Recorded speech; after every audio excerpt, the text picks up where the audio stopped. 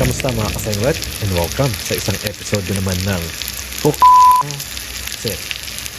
At ang lulutuin natin for today's video ay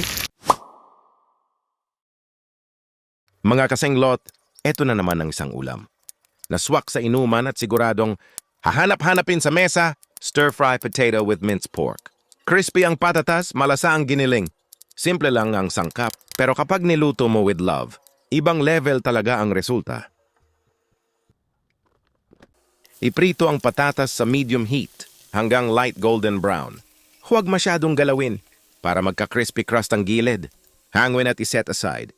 Ilagay ang minced pork at hayaan muna itong mag-sear bago haluin para mas lumabas ang natural na lasa ng karne. Lutuin hanggang fully cooked. Igisa ang sibuyas at bawang hanggang lumabas ang aroma. Timplahan na natin ng mga pampalasa. Maglagay ng light soy sauce, paprika, oyster sauce, kaunting asin, at chicken cube. Haluin hanggang kumapit ang sarsa. Then maglagay ng kaunting tubig. Habang naghihintay maluto, shot puno muna kasenglot. Sa pagkakataong ito, pwede na natin ibalik ang patatas. Lutuin lamang ng ilang minuto. Maglagay na rin tayo ng onion leeks, then pwede na yan hanguin.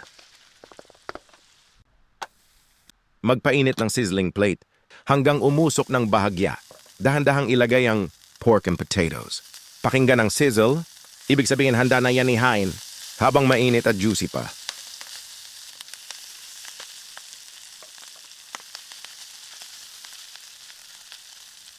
At hito na mga kasenglot, stir-fry potato with minced pork. Crispy, malasa at bagay na bagay sa malamig na inumin at mainit na kanin. Hindi komplikado pero kapag tama ang pagkakaluto, siguradong ubos agad sa mesa. Hanggang sa susunod nating dish, shot puno mga kasenglot!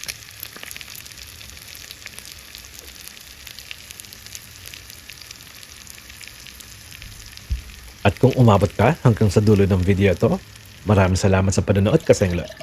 Hanggang sa susunod na video.